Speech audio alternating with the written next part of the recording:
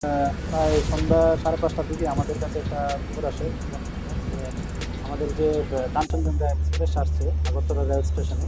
তো ওটার মধ্যে কিছু বাংলাদেশি লোক আছে এবং তারা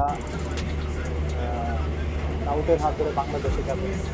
যখন আমরা এরকম খবর পেলাম, আমরা জিআরপি থানা এবং আরবিএফ থানা এবং আমাদের যে গোয়েন্দা দপ্তর আছে, আমরা সব মিলিয়ে আমরা সব প্ল্যাটফর্মে এবং যা এক্সিট এবং এন্ট্রি পয়েন্টগুলো আছে আমরা সব জায়গাতেই মানে চেকিংয়ে বসে যাই।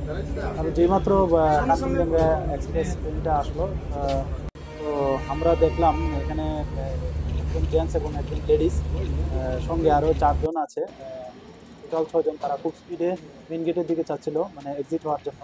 তো তাদের গতিবিধি দেখে আমাদের সন্দেহ হয়। তারপর আমরা তাদেরকে আটক করি। আটক করে জিজ্ঞাসাবাদ করলে তারা একে একে বলে যে 2জন এখানে বাংলাদেশি আছেন এবং 4জন তাদের বাড়ি এখানে। তো তারপর আমরা আমাদের থানাতে নিয়ে আসি এবং একটা কেস আমরা নেই, মামলা নেই। তো এই মামলাতে তাদের 6জনকে অ্যারেস্ট করা হয়েছে।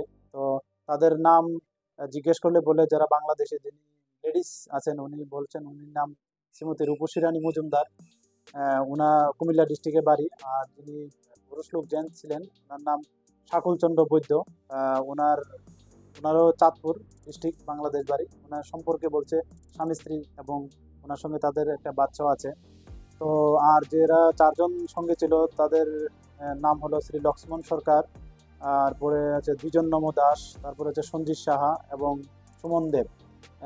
ওনাদের বাড়ি প্রত্যেকেরই সাউথ জয়নগর, যা আমাদের এডিনগর থানার অন্তর্গত। তো আমরা আজকে তাদেরকে মহামান্য আদালতে প্রেরণ করছি।